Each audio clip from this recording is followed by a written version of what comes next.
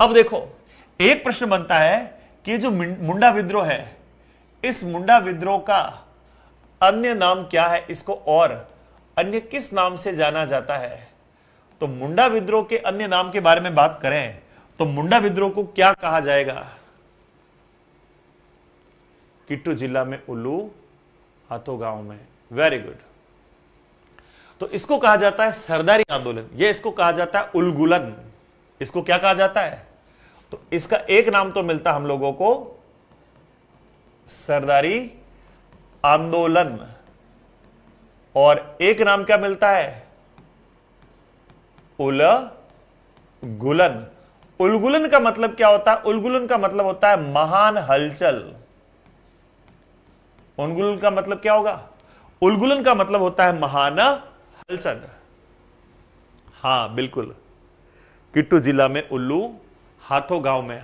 हाथों गांव में उनका जन्म हुआ था बिरसा मुंडा, और भगवान बिरसा मुंडा। वाह क्या बात है, अच्छा लगा नीतीश।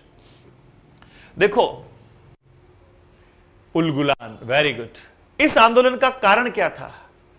तो इसका जो कारण था वो कारण था जमींदारी आंदोलन, लेकिन ये बाद में राजनीतिक, सामाजिक और धार्मिक रूप ले लेता है। तो यहां पर हम लोग बात करेंगे यह आंदोलन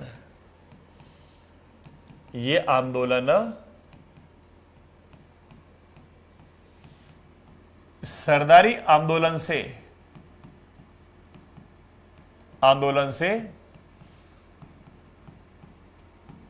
प्रारंभ हुआ,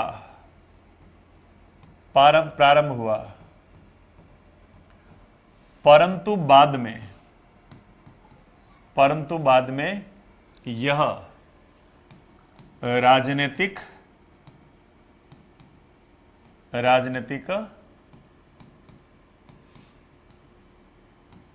सामाजिक, धार्मिक व आर्थिक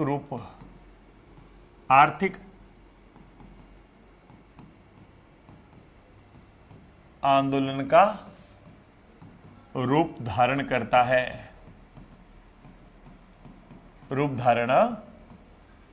है, ये जो मुंडा जाति के लोग थे, वो मुंडा जाति के लोग मिलकर एक साथ एक खेत पर खेती करते थे, सामूहिक खेती करते थे। और मुंडा जाति के लोगों के द्वारा जो सामूहिक खेती की जाती थी, उस सामूहिक खेती को क्या कहा जाता है? उसको कहा जाता है खूंट कुटी। क्या कहा जाएगा? खूंट कुटी या मुंडारी मुंडो। क्या कहा जाएगा? उसको कहा जाता है खूंट कुटी, ये इसको कहा जाता है मुंडारी मुंडो।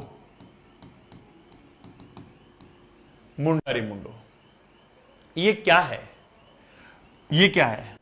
तो ये है मुंडा जाति द्वारा की जाने वाली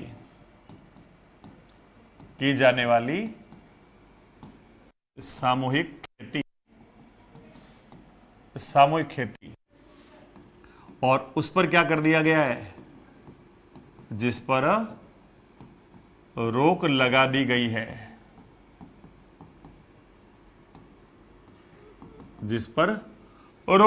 कोई भी ये खेती नहीं करेगा, और इसको क्या कहा जाता है? खूंट कुटी कहा जाता है।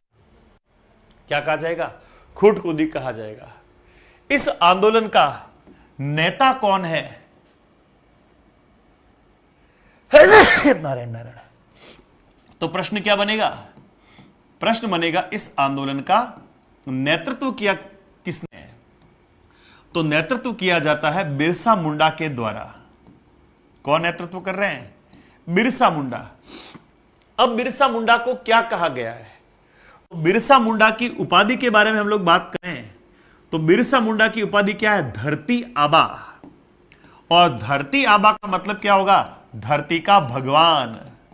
बिरसा मुंडा को क्या कहा जाता है? धरती आबा। और धरती आबा का मतलब क्या होगा?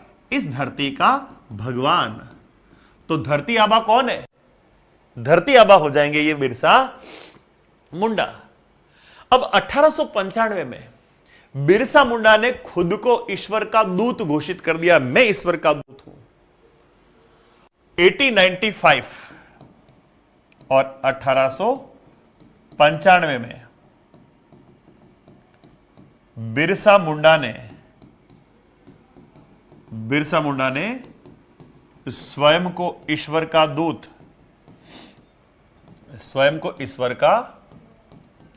दूत घोषित किया। मैं ईश्वर का दूत हूं। और मैंने आपको बताया था इसी वजह से इसका टाइम क्या हो गया है, 1895 हो गया है।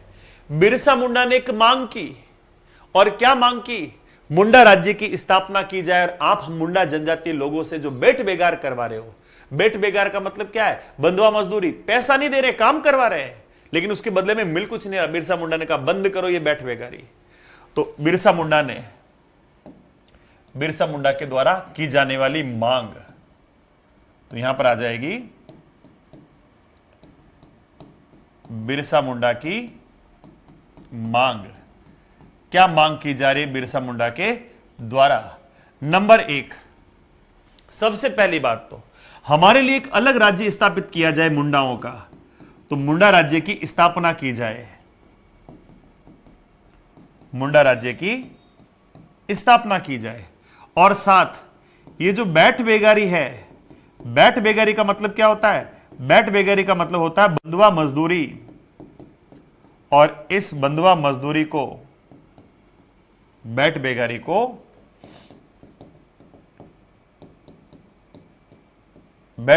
को समाप्त किया जाए।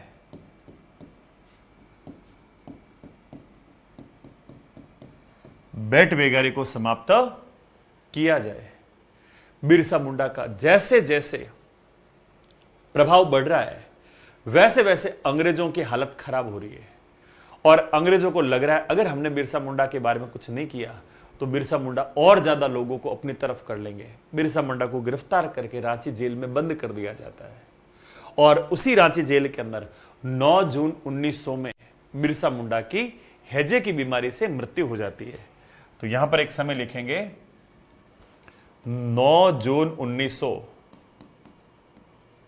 9 जून 1900। देखो मैं सही लिख रहा हूं डेट, कहीं ऐसा नहीं हो डेट कोई गलत हो, आपको ज्यादा पता हो तो मुझे बता देना, है ना। और रांची जेल में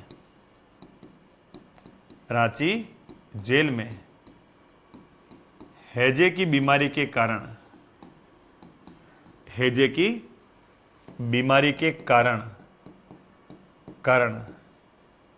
बिरसा मुंडा की हो गई है मृत्यु। बिरसा मुंडा की मृत्यु हो गई।